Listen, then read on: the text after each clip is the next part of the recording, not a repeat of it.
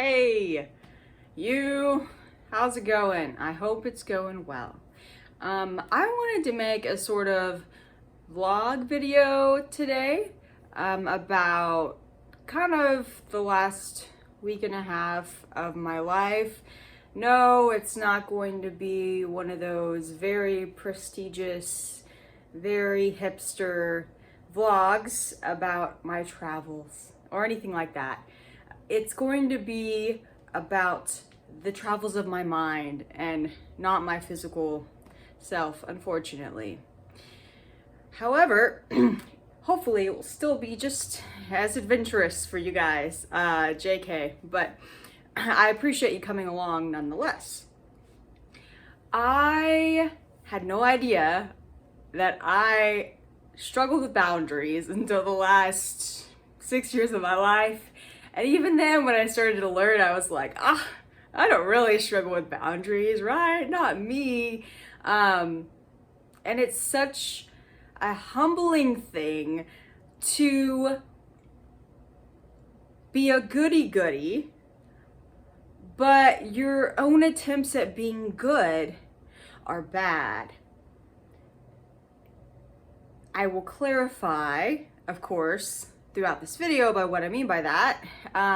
But in short, what I mean is we are so often trying so hard to be the people we think we need to be, morally speaking. And that's going to be a lot different depending on whatever perspective someone's coming from. But we're trying so hard, and at the end of the day, we are just humans, and if we're trying really hard to be good, I've come to the conclusion that it's not good. Because real goodness has an ease to it, it has a lightness to it. I believe, like from a Christian perspective, that we're called to fight every day to rest in God. That's really what Christianity is.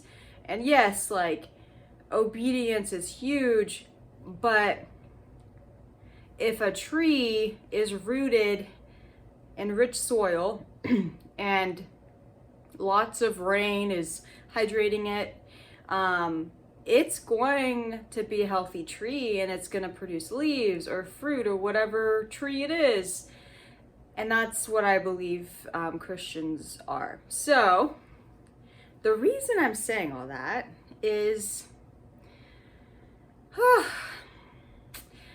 boundaries are difficult to navigate because they confront all of us goody-goodies out there, all of our niceties that we've pursued our whole lives, being the selfless one, being the one that's always cheering other people up, the one that's not being a problem, the one that's not being a burden. And it looks different for everybody. I should probably clarify too that there are two types of boundary issues. Okay, so forgive me, I should have clarified this initially, but the type of goody-goody I'm talking about, or the type of people that I am discussing, are the people that struggle with not having boundaries, which is a boundary issue. But there's another boundary issue that actually is the opposite. There are people that have too many boundaries and they don't let other people have boundaries, which is a boundary issue. And so we're all kind of on that spectrum. Some of us are tempted to not have boundaries, but let other people have boundaries. And some of us are tempted to have boundaries, but not let other people have boundaries, if that makes sense. And usually these two people coexist. They are attracted to each other in friendships, relationships such as marriage and dating, best friends, like just it's a perfect pair, unfortunately. So this video, it is really focusing on the person that struggles to set boundaries. Maybe we can cover the other one in a different video, because I do think the boundary issue of not letting other people have boundaries, but only letting yourself, that's like a very interesting topic, because you start talking about narcissism and, oh, like, where does narcissism come from? Da, da, da, da, da, all that kind of stuff. So the type of boundary issue that is having the inability to set a boundary and have a boundary. What? I don't need boundaries. I'm a fluid thing. I have no need for a container. I'll let other people contain me. And my friend, I hope to whom I'm speaking to right now that you do not struggle with this.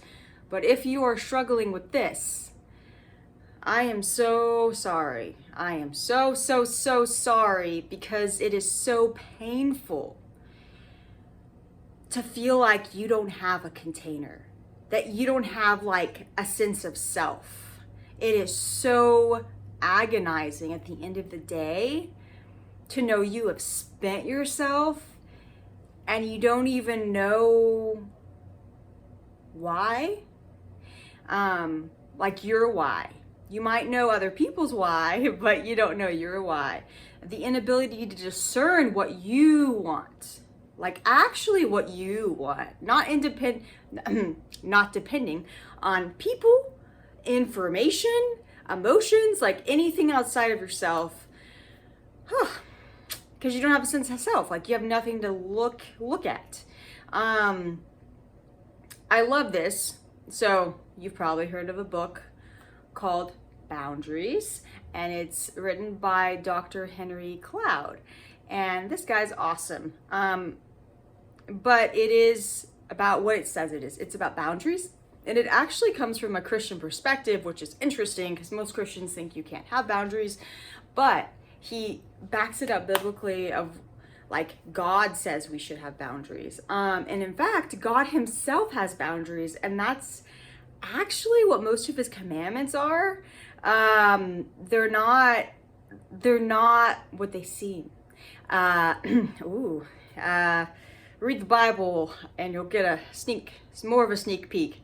But I'm distracting myself. I'm sorry, guys. Whew, got that brain going. That ADHD, which I am diagnosed, and I would love to make a video about that for all my people out there. Dr. Henry Cloud, he says that skin, it's the most like tangible reminder to us that boundaries are a beautiful thing. So you have skin, unless some horrible thing has happened to you, which is horrible and grievous. But I'm praying that you have skin out there, which means you are separate from the environment, right? Like I'm moving around my hands and my arms, woohoo, and you are completely covered in skin, which is like such an interesting idea. Like what? Like we're covered in skin, which is the biggest organ in our body. It's like what? But that is what keeps you and the environment. This one thing. And skin, it actually is breathable, right? Like it can let things in. But the biggest thing probably does for us is it keeps things out. And we have, like our mouths, our eyes, certain areas like that where we can choose, specifically your mouth, right? You can choose to put something in, like food. But your skin's there to like make sure you maintain your identity. And I love that, because if you look around in nature and the universe, you will see that it is made up of things with boundaries. Bear with me, guys, okay? We're gonna just take this little sunscreen bottle. Some people say sunscreen causes cancer. Maybe it does. I'm sorry, guys. Forgive my publicity. But basically, as you can see, this plastic bottle, the plastic part, right, keeps the sunscreen inside of the bottle. Without the, bottle, the sunscreen would just be like, wouldn't be contained. This was actually a really bad example for where I was going with that, but it just makes a second point about skin. So we're just gonna stay with that. Okay. I'm not editing this, guys. I'm really sorry. I'm so sorry. I'm really just trying to get started and make videos. I'm not gonna be a perfectionist. Boundaries are difficult. And I'm gonna give you a few examples from my life recently. Ways I'm like, oh, man, I do suck at this. I'm reminded every single day 1,000 times that I'm bad at this. And I'm gonna kind of share from my extroverted feeling perspective, but I have been applying to remote jobs for like the last 2 months at least. And in that time, I've gotten about 3 offerings for interviewing. One of them was a pyramid scheme, even though I asked clarification if it was. One of them was an actual texting scheme, which I should have seen coming, facepalm, come on, city. But anyway, and then there's this other opportunity where I'm still trying to figure out if it's legit or not. It seems legit to me, but to someone else it doesn't. So it's so painful for me to feel like I've connected with the pyramid scheme recruiter, okay? The person who was saying we'll call her Susie when she wasn't Susie. She was like an automated system. And then potentially this other person, we'll call them June to maybe be a fake too. An extroverted feeling, this is a big reason I realized I am not an INFJ, gosh darn it, I'm an ENFJ. Because I think an INFJ would be a lot less inclined to just like have this open heart, like that's your tendency. I think an INFJ has to just be a little more intentionally that way, because their tendency is to kind of shuffle back and be like, okay, I don't know if I trust this person. But I give people my heart, like right off the bat. So this recruiter, that she was a lovely, lovely person. Maybe this is just my extroverted feeling, but I really think she's a wonderful person. And I felt like I really connected with her, and it was over a video chat. But I was so excited after I got off the kind of interview with her. And I was so pumped because I actually asked some direct questions, which I don't like doing. And I thought it was legit, and she seemed great, and I was feeling great. But then my husband, he's a lot more discerning than I am. He kind of was like, hey, like, I understand that's how you're feeling. I'm kind of concerned about these things, And I was like, I see your point, And we just I processed it, thought about it. He said some more things over the course of, time. And I realized, man, like, I got caught up in how she wanted me to feel about it. And this is where I'm going to talk about inferior introverted thinking for me. One way it really shows up for me is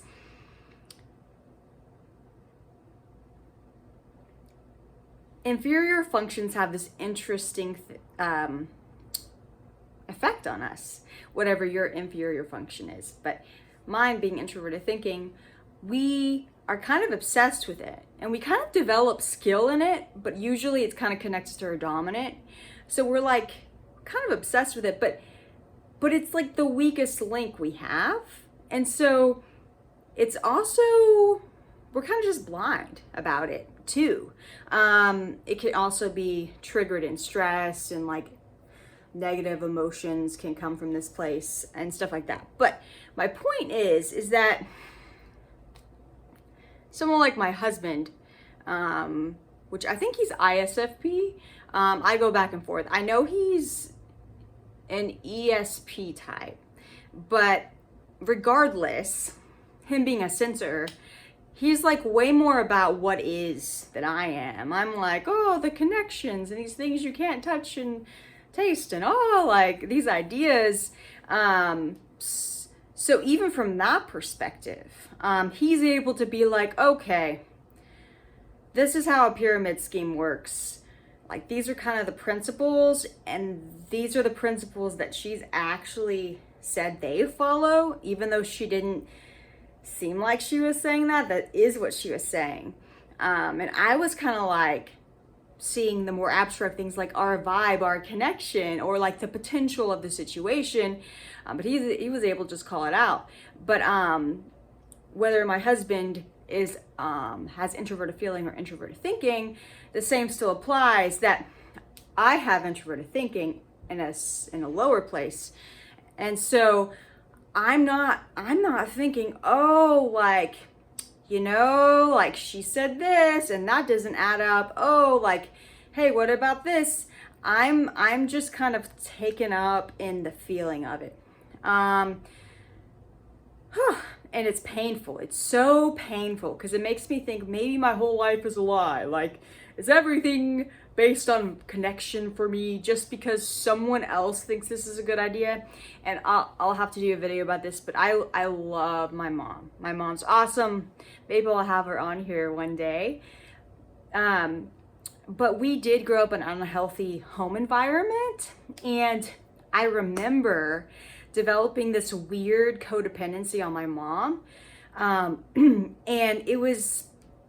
it had a lot to do with, like, I just wanted to be good, and I believed my mom, like, knew what good was because she spoke with so much conviction. And I was ultimately like believing in the Bible and God, but whatever my mom said, you know, she could back it up with scripture, and she spoke with this emotion of conviction, right? And seriousness, that I was like, oh, if I want to be good, I mean, that seems true to me. Like, man, like, that's what the Bible says, you know, even if it's not exactly what the Bible said, right?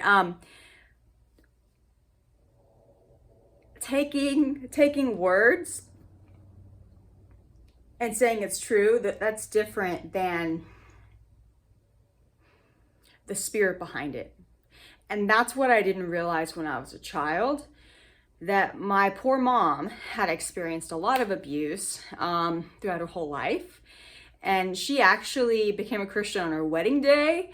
And so I believe that was so genuine, but she had a lot of skepticism about people, you know, she was kind of attracted to hard truth because she had seen a lack of hard truth, you know, in the people around her that had hurt her and hurt other people. So she kind of just developed this very convicted, truth-oriented mindset. She's also an Enneagram 1, and all of that compounds to be a very intense emotional force. And me being this little ENFJ, Enneagram 2, oh, like, I just want to be good, I just want to do what's right, I just absorbed that.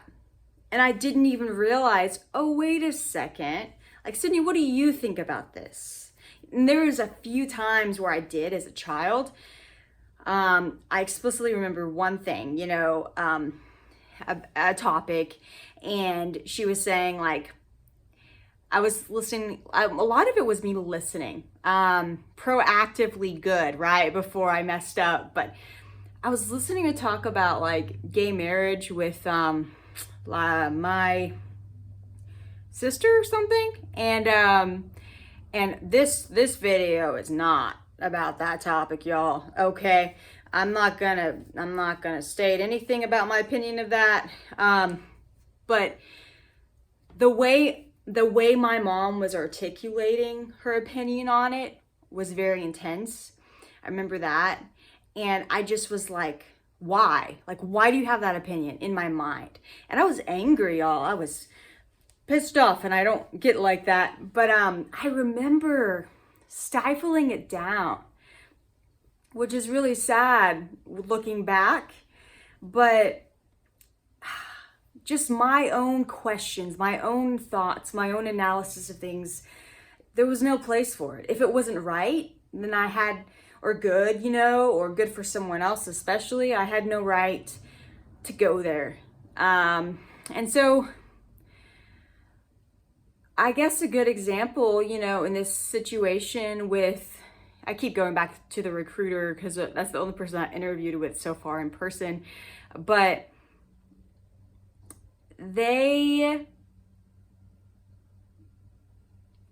I maybe would have asked more critical questions if I had developed my TI more than I have at this point in my life. I maybe would have been a little bit more emotionally grounded in the situation, not just like kind of sucked up in it a little bit, not completely, but a little bit. I would have maintained my sense of self so much better.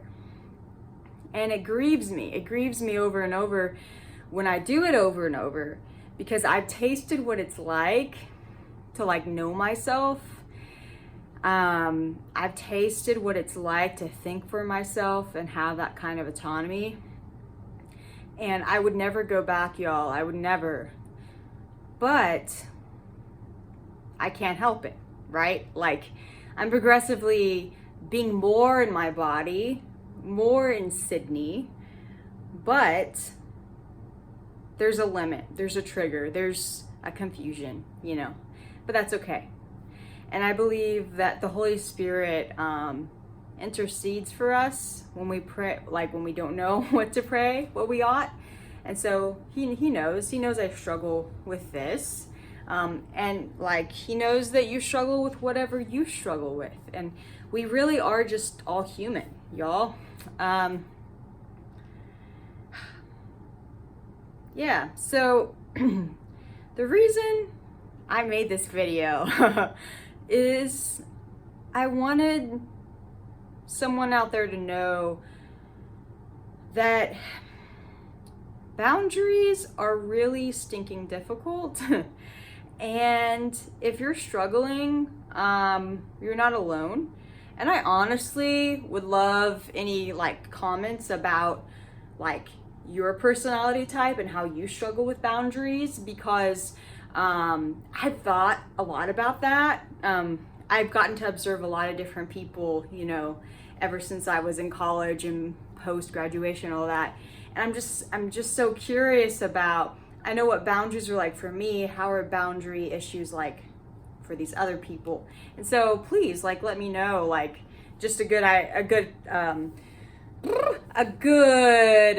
example is like, I think introverted feelers, because my husband, again, this is one reason I think he's an ISFP, is introverted feelers I know can struggle with boundaries too, but it's from a different place. And I just keep trying to figure that out. Like, okay, how does an introverted feeler struggle with boundaries if they're so convicted? So yeah, I would love those kind of comments. I love Myers-Briggs and like having a lot more tangible, like visual connection of the theory. And there was something else. Must not have been important. Oh, this was it. I know I'm just, this is my inferior TI, but you cannot give me enough pieces to make me content. So some of that's just my brain, but I don't know if you have felt this way. I feel like boundaries are something that people give an incomplete explanation of. And I'm going to read the Boundaries book again by Dr. Cloud. But the times I've read it, I've actually felt like I walked away with an incomplete understanding. And Dr. Cloud is awesome. Like, no slight to him. Like, that book is legit. But I think it's because of my specific trauma and all this kind of stuff that I fail to understand how on earth can we be at odds with each other and also harmonize with each other. How can we set boundaries but also give those boundaries, like give and take? And learning that that trade-off, it's very difficult for me. It's very hard for me to know, like, what's the difference between like being screw everybody or like having a boundary. And to be very candid, I have struggled with anger the last 6 years of my life, in ways I never thought I would. And anger is a symptom that something valuable is being threatened. And I've never allowed myself to be angry. And while I don't need to let myself be dysregulated, because that's an awful experience, I have a great number of a large part of the time, and that's suffering and not something I need to accept. But letting myself be angry, at my boss, at my husband, at my family, whatever, like, I need to be willing to accept that I don't accept everything. And that's painful. That's rough. It's a lot easier to be angry with myself than it is to be angry with other people. I'd rather shame myself than shame someone else. I can control my response to the shame that I put on myself, but I cannot control the response of shame that I put on someone else. But that's a thing, though, is that we need to just get out of shame. If you're free from shame, you're not going to shame someone else. You're not going to shame yourself. The real solution is coming from a solid place of love and grace. And whenever you have that as a foundation, there's no shame, there's no fear. And that's what a good boundary is. And I believe, this sounds a little woo-woo, but I believe that the universe is held together by love. I believe the Bible talks about that in Colossians 1. As you all can tell, I do this when I'm like, what am I trying to say? But Colossians 1 is such a beautiful place to look at when you're looking at the meaning of the universe, because it talks about Jesus holding everything together. And I know that if it doesn't feel solid, if it doesn't feel whole, if it's not this firm foundation, it's not love. And so if you think about shame always divides something. It divides you or divides someone else.